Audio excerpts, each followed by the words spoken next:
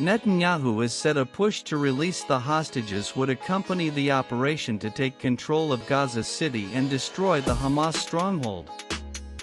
Gaza City is officially in the grip of famine, the world's leading authority on food crises confirmed on Friday, marking the first time a famine has been declared in the Middle East by the UN-backed Integrated Food Security Phase Classification (IPC).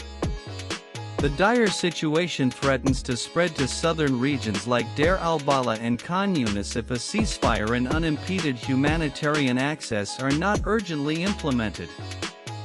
More than 500,000 Palestinians, nearly a quarter of Gaza's population, are facing catastrophic levels of hunger, the IPC report said, with malnutrition and starvation-related deaths increasing daily. The IPC's findings follow months of warnings from aid agencies about Israel's military blockade and restrictions on humanitarian aid, which they say are driving a man-made famine. This is a famine caused by cruelty, justified by revenge, enabled by indifference, and sustained by complicity, said Tom Fletcher, the UN Under-Secretary General for Humanitarian Affairs, speaking in Geneva. He emphasized the famine's preventable nature, calling it a stain on the global conscience. Even as famine takes hold, Israeli Prime Minister Benjamin Netanyahu announced plans to authorize a full military seizure of Gaza City, the largest urban center in the Palestinian enclave and a major Hamas stronghold.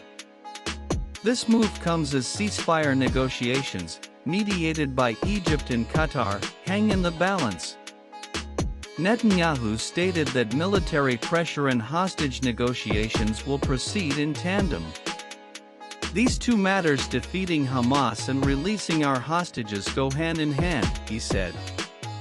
The Defense Ministry has called up 60,000 reservists in preparation for the offensive, which is expected to forcibly displace close to 1 million people and escalate civilian suffering. Defense Minister Israel Katz issued a chilling warning: the gates of hell will open upon Hamas. Gaza City will become Rafah and Beit Hanam, referencing two cities previously decimated by Israeli bombardment. Hamas earlier this week accepted a ceasefire proposal involving a 60-day truce and phased hostage exchanges.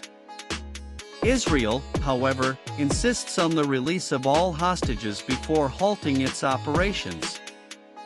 The United States and other international actors have urged Israel to show restraint, though Israel appears determined to press forward. UN agencies warn that the continued siege is dismantling what remains of Gaza's healthcare, food, and water systems.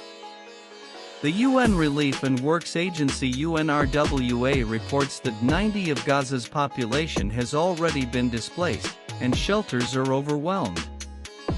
According to Gaza's health ministry, 271 Palestinians, including 112 children, have died from hunger-related causes since the war began in October 2023.